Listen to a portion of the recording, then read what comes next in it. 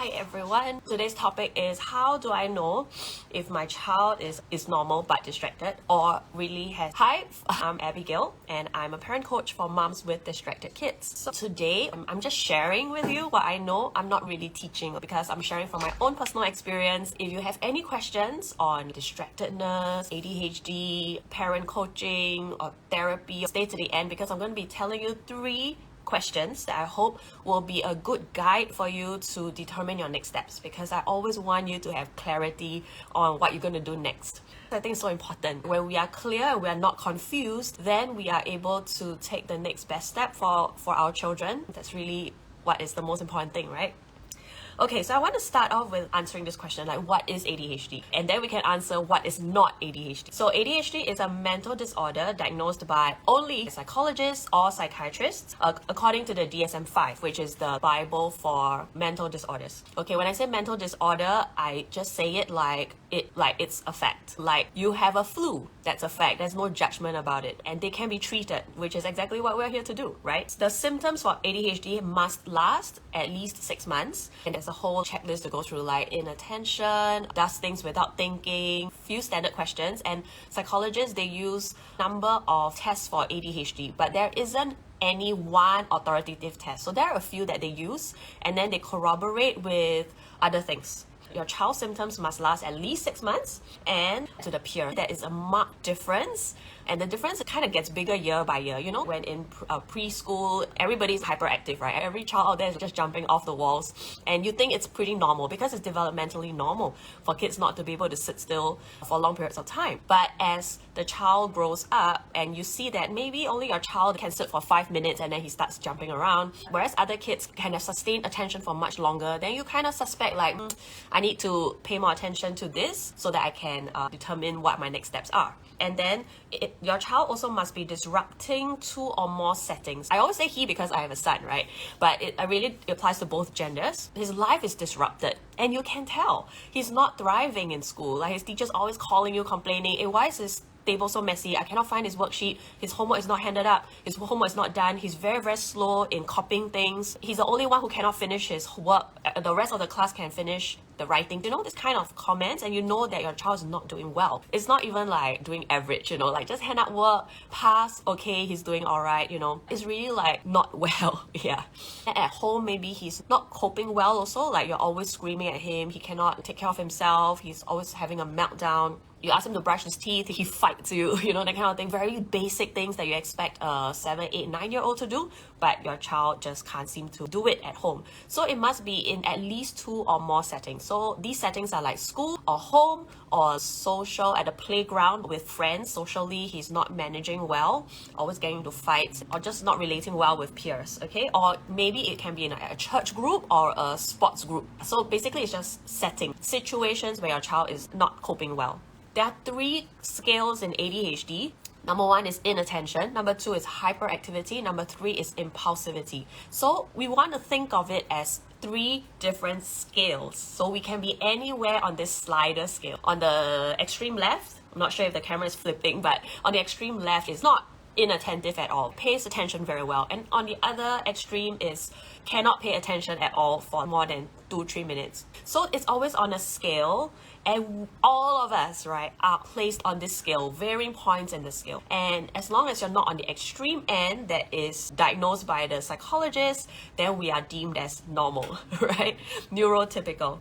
I think the key is whether we or our child are able to control our inattention, our hyperactivity or impulsivity, or we cannot control ourselves. I think that's the most telling factor. Like, we ask your child, why are you touching things all the time? Why are you moving all the time? And if he can even say things like, I don't know, I just need to move, you know, I can't control myself, I just need to move, then that is a telling sign that the regulation that is a problem. He cannot control it. His minds are just wandering off and he just cannot control his thoughts. So when we cannot control, when we want to control it, that's when our lives are disrupted, right? That's when we cannot do the things that we want to do and we don't achieve the things that we want to. So the short answer to the question is, how do I know if it's distractedness or ADHD? The short answer is we don't know until we bring our child to be diagnosed. So the first question I want to give you so that you can think about it and guide your next steps is my child dysfunctional in 2 or more areas? And you can see all these clues, and if you just do a Google search on ADHD checklist or symptoms of ADHD, then they'll have a lot of boxes, right? And you can just kind of tick off and see, like, is my child ticking off a lot of boxes? If he is, then there's a high chance that he may not be operating so well, and we may need to get him checked out. Then I wanted to recommend this book called ADHD 2.0. It's by this pretty renowned psychiatrist called Edward Hallowell. So Dr. Ed, he has written many books on ADHD. He has ADHD himself, and I really like his books because he paints a more optimistic picture about ADHD and the ADHD kids. And he's the famous guy who comes up with this saying that you have Ferrari brain but bicycle brakes to the child. Like, his brain is so powerful that he cannot control it, so we have to strengthen the brakes, which means the regulation part. We have to teach our kids the skills to regulate their attention, regulate their emotion, regulate their motivation so that they get the stuff done when they need to. So in Dr. Ed's books, there are also some self-diagnostic checklists that I also read, and I ticked off many of the boxes myself. So that's another thing, right? If you are reading this and you realize like, hey, you're checking off a lot of boxes, but actually you're doing okay in life, chances are you may lie on this spectrum, but you are not diagnosed, right? Obviously, if you are diagnosed, then you have a more heads up on this whole process. But if you're coping well, it means you have developed those coping strategies. I think that gives us hope, right? If we are aware that maybe we have certain of these traits, and definitely it's highly hereditary, so we are actually passing a lot of traits on to our kids, then we need to step in and help them learn these self-regulatory skills so that they can strengthen those brakes to control their very powerful Ferrari brain. Okay, so I wanted to share with you about my own journey with my son.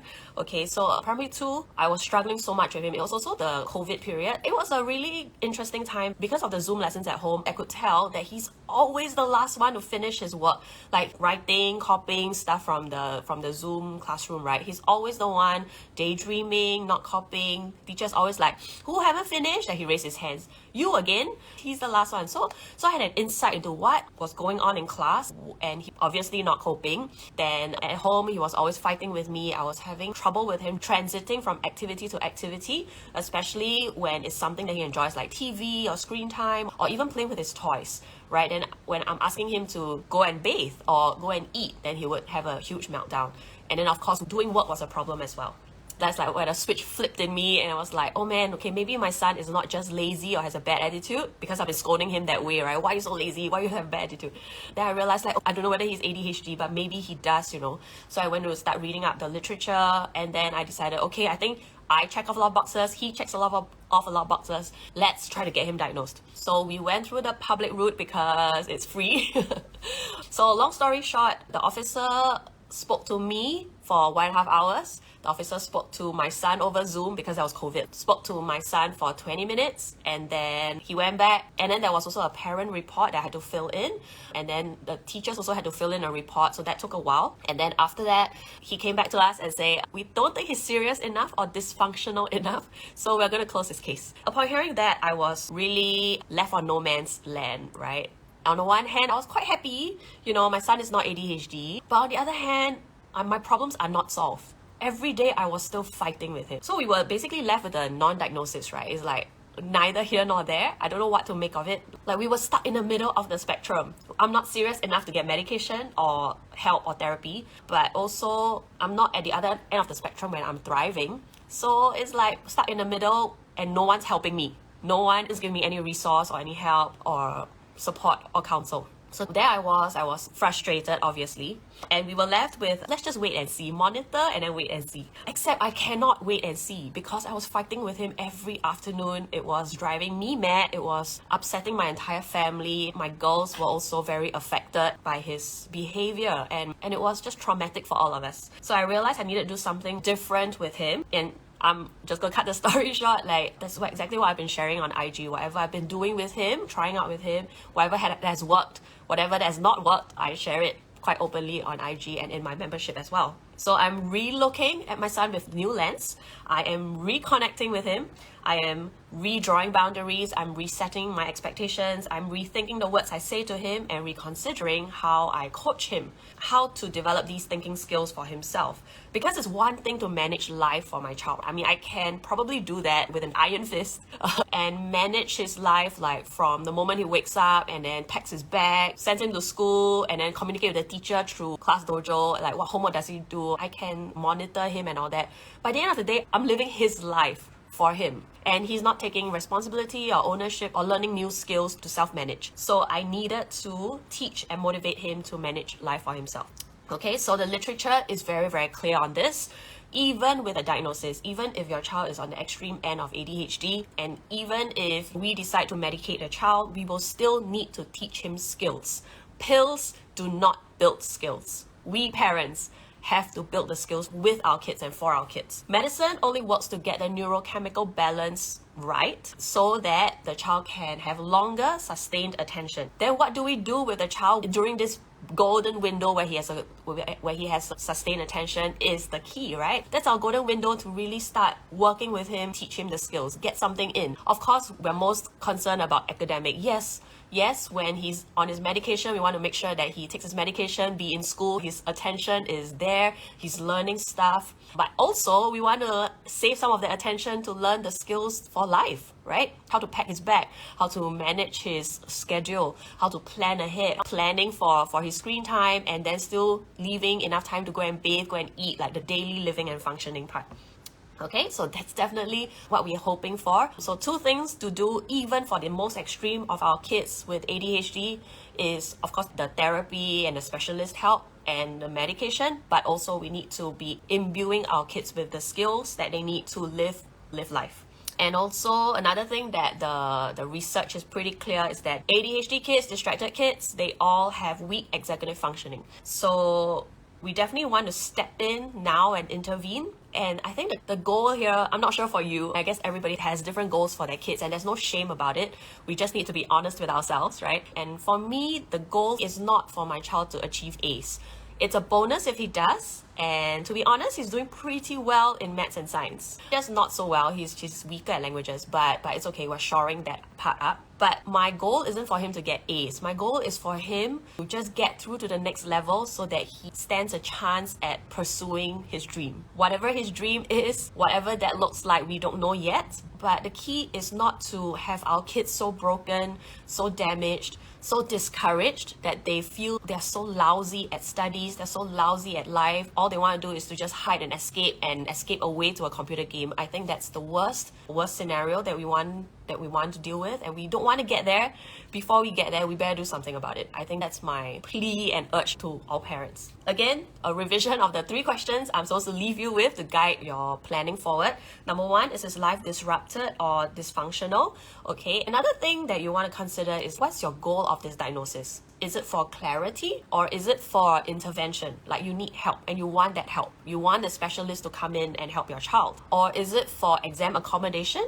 Like you need that psychiatrist letter to say that your child certified ADHD so he gets extra time in the exams or he gets pills, things like that. So what is your goal for going for a diagnosis? So I think being clear on all these things will help you make a decision to go for the diagnosis now, or you can afford to wait and see.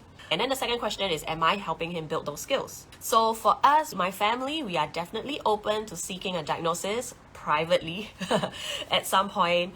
And at the beginning of the year, I was very, very close to doing it actually. And I still am, it's always about like getting all my stuff ready to pull the trigger. And how do I get ready is I'm beginning to document stuff. Like during his worst meltdowns, right? I'm like taking photos. Some of it I share on Instagram. Some of it I don't. I'm taking photos. I'm making notes in my phone so that I don't forget this moment. So when I'm ready to pull the trigger, I have all my reports, I have all my photos, I have all my, he did this on what date, he melted down for how long, he did this, he did not do this, so I have all my reports ready to write that parental report. I think that's something that you can do, and that's something I teach my members inside as well, like how to observe your child, how to do that documentation, so that if anything, if we think that the child is not thriving, the child is further help, then at least we don't have to scramble, we don't have to rack our brains and think like, oh no, I only have the recent latest meltdown to talk about. I can remember everything that's like happened in the year before. So these are some things that you can prepare for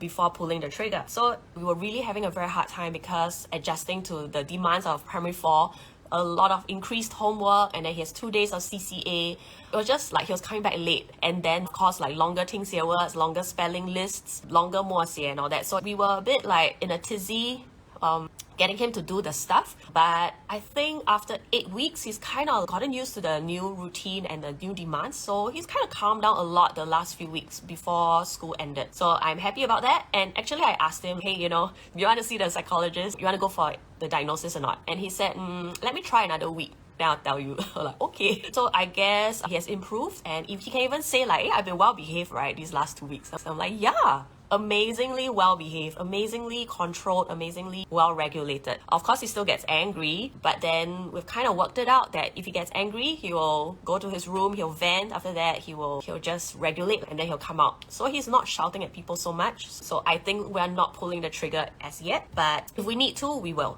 So I think for me, my baseline or what I'm looking for is he thriving in school? Is he happy? Is he willing to go to school? Yeah, once I see that he's not willing to go to school, once I see his self-esteem is taking a hit, like, oh, I'm so lousy, I can never do this, you know, then I think I will definitely try to go for a diagnosis then. So honestly, I used to be against pills. So it's just something about medication. If you're like very worried about that part, I was at first too, but then after joining all these ADHD groups, right? And then I've seen a lot of reports, a lot of adults with ADHD talking about their experiences. Like they had ADHD all their life, but they never got diagnosed, never got picked up. So they were struggling until like adults, and then they realized like, yeah, I might have ADHD. Or it's like they were not coping with their work. I think usually it's a trigger like that will lead them to go seek a diagnosis. And then after they take the medication, they can report. Because kids cannot report, right? They're usually not so aware, but adults can. They say things like, I feel cheated. They say, I feel cheated. Like they feel cheated for 20 plus, 30, 40, some even 50 years of their life. Like why did they have to struggle so hard when this pill that they take could take away the mental fog, could take away the inattention, could help them focus, laser sharp, you know, and get work done easily. They didn't ever have that feeling of being able to do their work easily, unlike their peers. Like maybe doing something like filing or writing or something that really trips them up, right? They see their friends all can do it so easily, and then they feel so lousy when they can't. So they felt cheated of all those years of hard work which they could have avoided if they had the medication. So with that, I was like, wow, okay, you know, it's a new perspective, and I was willing to consider like, am I holding my son back, you know, if because of a prejudice or because of a perspective of medicine that I had, which is not very validated. A lot of people think, oh, they'll be addicted on the medicine. Not very true. The research shows that, in fact, the ones who abuse the medicine are not people with ADHD. The ADHD people are the ones who are like, please take your medicine, please take your medicine. They forget to fill in their prescription to get the next bout of medicine once it runs out. So a lot of our fears and misconceptions are just that, misconceptions. If we read a bit deeper into the literature, it's not founded. Another analogy that somebody else said, if you deprive your child of that intervention, may not be medication, all right? Maybe it's a diagnosis or a therapy or an intervention. It's like you are training your child who is injured and he's running a marathon on crutches. He'll always struggle along the journey. So why are you training him for something that is like far beyond his level, you know? So in this sense, it's like, why are we depriving our kid of that help? You know, when we know that they can get better and they can perform at a higher level if we had given them that help. So again, whether or not your family wants to pull the trigger and see the psychologist, see the psychiatrist is really up to you. But these are some of the guiding questions. Okay, so again, the 3 questions: how dysfunctional is your child's life? What do we need a diagnosis for? And then number 2, are we teaching our kids skills? Number 3, the last question is, how is your relationship with your child? Because I feel that we can be coaching our child or teaching him skills or whatever it is, right? But if our relationship with our child is so strained, then what's the whole point of it? right? So I think that really is the number one thing to focus on. Like, build that connection with your child, you know, be on his side, let him feel seen, let him feel heard, let him feel loved, and that his struggles are not dismissed. Yeah, I think a lot of us, neurotypical, right? Before we know of this situation with our child, we think that, oh, the child is lazy, or the child has just a bad attitude towards work. Like, why can't he just pull up his socks? Why can't he do this? But we fail to consider the child's point of view, and I think that that's really dismissive and disrespectful. So I think building that connection with our child is that number one priority that you can consider. Okay, I really feel that this connection and coaching window, right, closes in around 11, 12, and definitely is shut by the time they hit teenagehood. Unless you have been building that relationship, unless you have been coaching him, unless your child feels very, very close to you before he enters that teenagehood. And then I think that there definitely is that glimmer of hope that we still hold, that of course they'll be surly and hormonal and all that stuff. I'm prepared for that, but at least we have that strong foundation of connection buoy us through that tumultuous hormonal stage.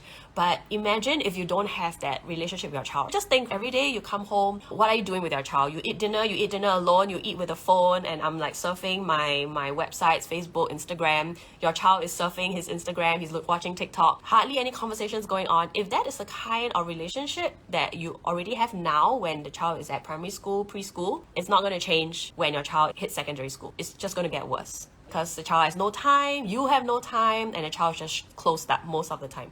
So really, really, really, I urge you to really build that connection right now when you can, when your child's in preschool, primary school. There's still a window that's right now, right here. Okay, so I hope you get a clarity for your next steps, whether to get a diagnosis. Okay, so number one is whether your child is dysfunctional in two or more areas. Second question is, are you teaching your child skills? Number three is, how's your connection with your child? Thank you. Okay, I'll see y'all soon. Bye.